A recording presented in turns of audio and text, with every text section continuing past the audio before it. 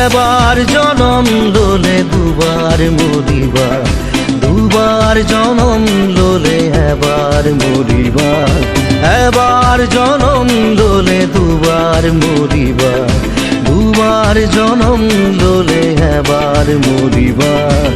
ই কেন কথা তুমি অলপ ভাবাচোন, ই কেন কথা বন্ধু চিন্তা কৰাচোন। যিশুৱে উত্তৰ দিব, যিশুৱে তোমাক কৈ দিব। মহান ত্ৰাণকৰ্তা প্ৰভু যীশু খ্ৰীষ্টৰ নামত অভিনন্দন। পবিত্ৰ বাইবেলৰ যোহানে লিখা শুভবাৰ্তা 16 অধ্যায় 13 পদত প্ৰভু যীশুৱে এইদৰে কয়, কিন্তু সত্যৰ আত্মা যেতিয়া আহিব, তেতিয়া তেওঁ আটাই সত্যলৈ তোমালোকক পথ দেখুৱাই নিব।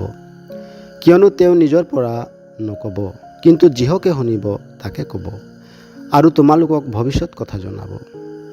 পাপী মানুহৰ মুক্তিৰ বাবে ঈশ্বৰে এটি যোজনা প্ৰস্তুত কৰিলে।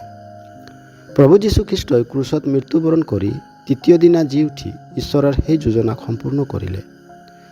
আৰু এতিয়া পবিত্ৰ আত্মাৰূপী ঈশ্বৰে শুভবাৰ্তাৰ দ্বাৰাই সেই কাৰ্যক প্ৰকাশ কৰি আছে।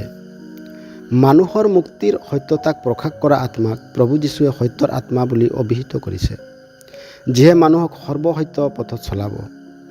এই সত্যক প্ৰভুৱে শিষ্যবিলাকক অৰ্পণ কৰিলে, আৰু শিষ্যবিলাকে সেই সত্যক পবিত্ৰ আত্মাৰ প্ৰেৰণাৰে বাইবেলৰ নতুন নিয়মত লিপিবদ্ধ কৰিলে।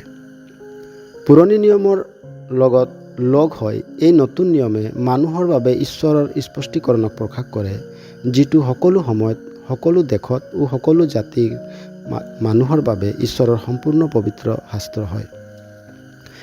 যিকোনোৱে ঈশ্বৰৰ এই স্পষ্টীকৰণক অৰ্থাৎ সেই সত্যৰ শুভবাৰ্তাক বিশ্বাস কৰি প্ৰভু যীশুক প্ৰভু ও মুক্তিদাতা ৰূপে গ্ৰহণ কৰে, তেন্তে সেই মানুহে পাপৰ ক্ষমা লাভ কৰি পৰিত্ৰাণ পায় আৰু ঈশ্বৰৰ লগত তেওঁৰ সহভাগিতা স্থাপন হয়।